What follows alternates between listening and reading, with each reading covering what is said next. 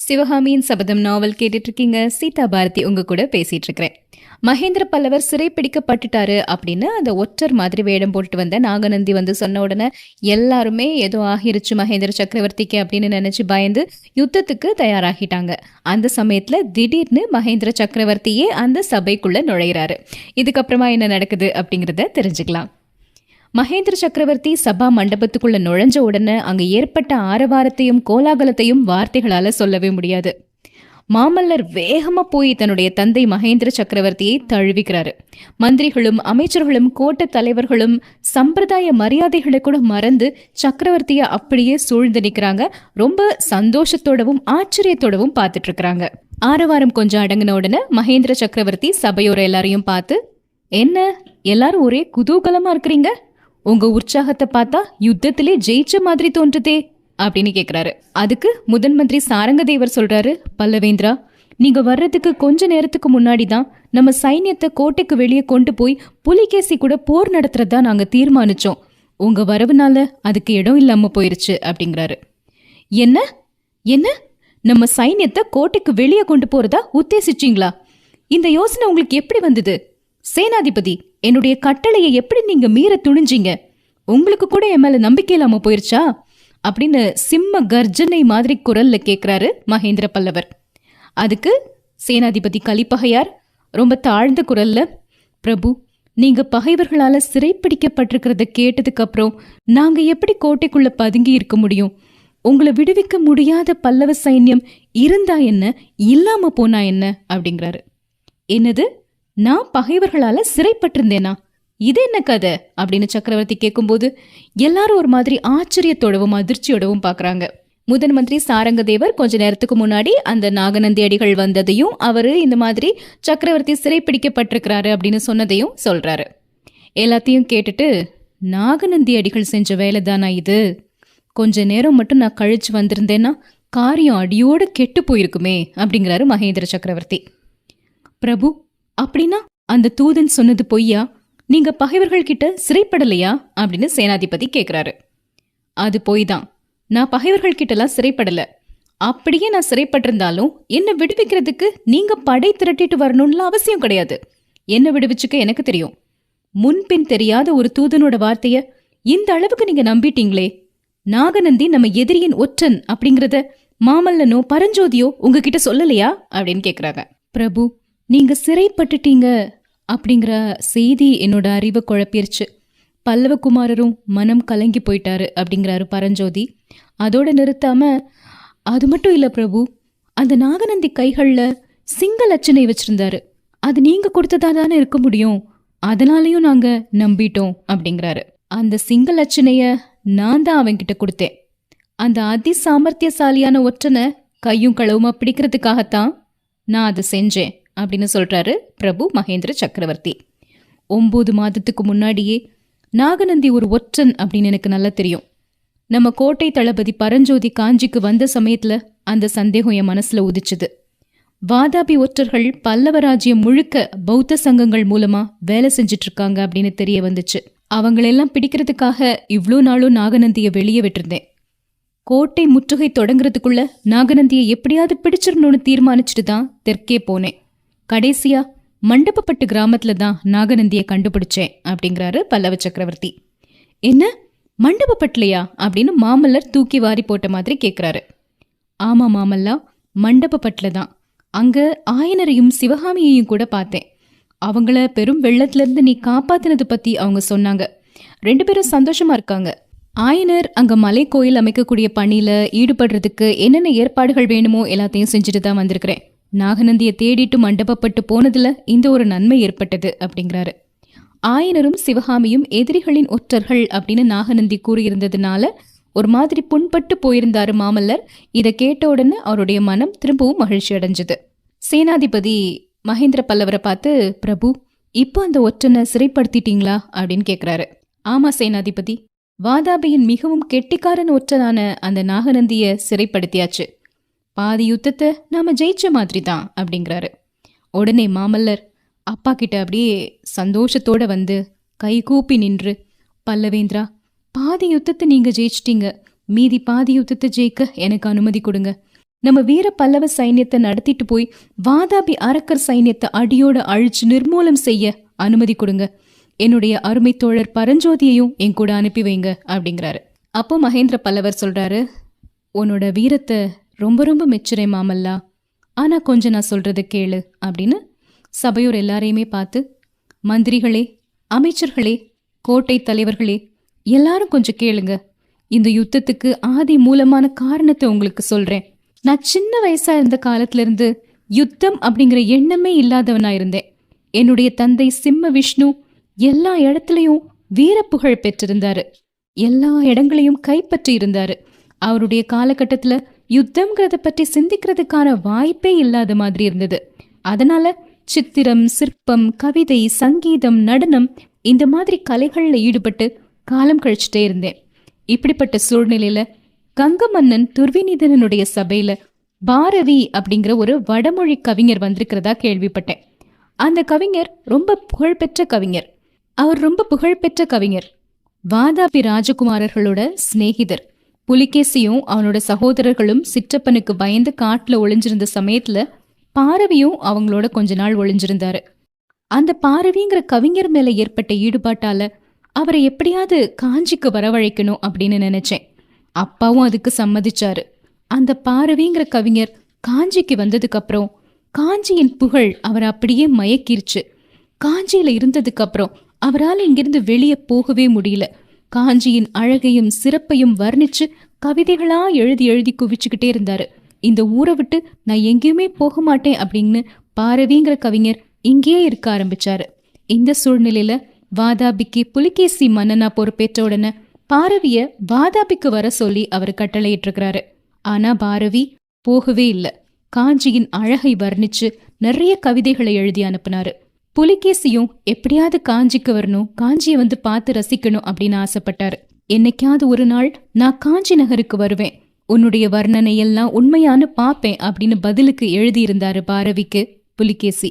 அதை பார்த்து கூட நான் சந்தோஷம்தான் பட்டேன். ஆனா வாதாபி சக்கரவர்த்தி புலிகேசி மனசுல காஞ்சி மேல ஏற்பட்ட மோகம் பெரும் மோகமா மாறி இப்ப எப்படியாவது அதை தன்னுடைய கட்டுப்பாட்டுக்கு கீழே கொண்டு வரணும்னு நினைச்சு போர் தொடுத்து வந்துட்டாரு. அதனால அவரை ரொம்ப சந்தோஷமா நான் வரவேற்கணும்னு நினைச்சிட்டு இருந்த காலம் எல்லாம் மாறி போய் இப்போ கோட்டை கதவுகளை சாத்தி வாதாபி சக்கரவர்த்திய வெளியே நிறுத்த வேண்டியதாகிருச்சு அப்படின்னு சொல்றாரு. எல்லாரும் அமைதியா கேட்டுட்டு இருக்காங்க. மாமல்லர் குறுக்கிட்டு, பல்லவேந்திரா, எதுக்காக நாம கோட்டை கதவுகளை சாத்தி தாளிடணும்? வேல்களையும் வாள்களையும் கொண்டு புலிகேசிய நாம வரவேற்கலாமே அப்படிங்கிறாரு. வரவேற்கத்தான் போகிறோம். நம்ம கோட்டை சுவர்கள் மீது பல்லவ வீரர்கள் நின்று வாள்களாலும் வேல்களாலும் சளுக்கர்களை வரவேற்க போறாங்க. வரவேற்று நம்ம அகழிகள்ல இருக்கக்கூடிய முதலைகளுக்கு விருந்தளிக்க போறாங்க. நான் சொல்ல ஆரம்பிச்சதை முழுசா சொல்லிடுறேன். அந்த அரக்கன் புலிகேசி நம்ம காஞ்சி சுந்தரி மேல எத்தகைய மோகம் கொண்டிருக்கிறான் அப்படிங்கிறத நான் நேர்ல பார்த்தேன். ஆஹா, காஞ்சியின் சௌந்தரியத்தை நான் வர்ணிக்க ஆரம்பிச்சதும் அவனுடைய கண்கள் எப்படி ஜொலித்தன தெரியுமா அப்படிங்கிறாரு. எல்லாருக்கும் பயங்கர அதிர்ச்சி ஆகிருச்சு. வாதாபி மன்னன் புலிகேசிய நீங்க எப்போ நேர்ல பாத்தீங்க அப்படின்னு கேக்குறாங்க. அதையும் சொல்றேன் கேளுங்க. கொஞ்சம் முன்னாடி உங்களை எல்லாம் பெரும் கலக்கத்துக்கு ஆளாக்கிய நாகநந்தி அடிகள் 9 மாதத்துக்கு முன்னாடி நம்ம கோட்டை தளபதி கிட்ட ஒரு ஓலை கொடுத்து புலிகேசிக்கு அனுப்பியிருந்தாரு. ஆயனரிடம் சிற்பக்கலை கற்க வந்திருந்த இந்த வீரவாலிபர் பரஞ்சோதி அந்த ஓலையில என்ன செய்தி இருக்குங்கிறதையே தெரியாம எடுத்துட்டு போனாரு.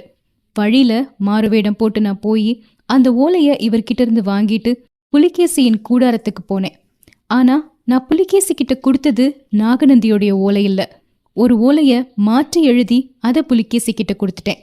அதனாலையும் நம்ம வீர சேனாதிபதி கலிப்பகையாரின் போர் திறமையினாலையும் தான் வாதாபி சைன்யத்தை வடபெண்ணை கரையிலேயே 8 மாதத்துக்கு மேல நம்மளால நிறுத்தி வைக்க முடிஞ்சது அப்படிங்கிறாரு. பிரபு, நாகநந்தி ஓலையில முதல்ல என்ன எழுதியிருந்தது அப்படின்னு முதன் மந்திரி சாரங்கதேவர் கேட்கிறாரு. என்ன எழுதியிருந்ததா? நாகநந்தி அந்த ஓலையில என்ன எழுதி புலிகேசிக்கு கொடுத்திருந்தாரு தெரியுமா? காஞ்சி நகரை போல பாதுகாப்பு அற்ற நகரம் வேற எங்கேயுமே இருக்க முடியாது.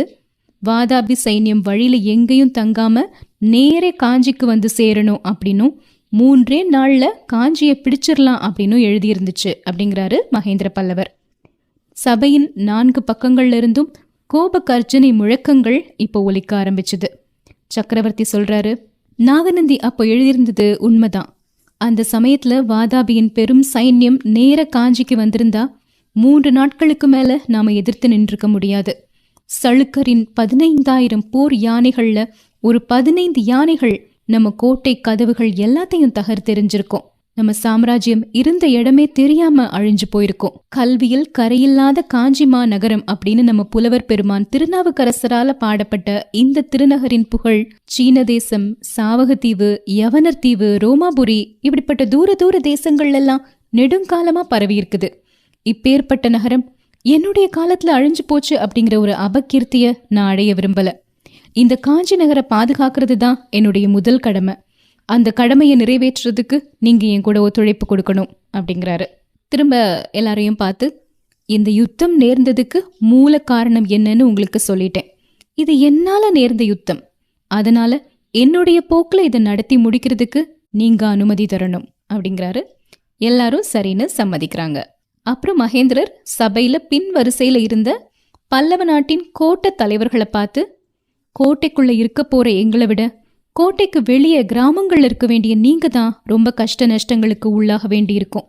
காஞ்சியை காப்பாற்றுறதுக்காக எல்லா கஷ்டங்களையும் பொறுத்துக்க நீங்க தயாரா இருக்கிறீங்களா அப்படின்னு கேட்கும்போது எல்லாருமே தயார் தயார் அப்படின்னு ஒரே குரல்ல முழங்குறாங்க. நாளைக்கு சூரியோதயத்துக்குள்ள வாதாபி சைன்யம் நம்ம கோட்டையை நெருங்கிரும். அதுக்கு முன்னாடி நீங்க எல்லாரும் நகரை விட்டு வெளியே போயிடணும். அவங்க உங்களுடைய ஊருக்கு விரைஞ்சு போகணும். காஞ்சி நகர் முற்றுகைக்கு உள்ளாகி இருக்கும்போது உங்களுக்கும் கோட்டைக்குள்ள இருக்கக்கூடிய எங்களுக்கும் எந்த போக்குவரத்தும் இருக்காது. கோட்டையை கைப்பற்றும் போது தோல்வி அடையக்கூடிய எதிரி வீரர்கள் அவங்க கோபத்தை எல்லாம் சுற்றி இருக்கக்கூடிய கிராமங்கள் மேலதான் காட்டுவாங்க. அதுக்கெல்லாம் நீங்க ஆயத்தமா இருக்கணும். கோட்டை தலைவர்களே, நல்லா யோசிச்சு சொல்லுங்க. காஞ்சியை காப்பாற்றுறதுக்காக நீங்க சகலவிதமான தியாகங்களுக்கும் சித்தமா இருக்கிறீங்களா? வாதாபி அரக்கர் படையினால் நேரக்கூடிய கொடுமைகளை எல்லாம் பொறுத்து கொள்வீங்களா?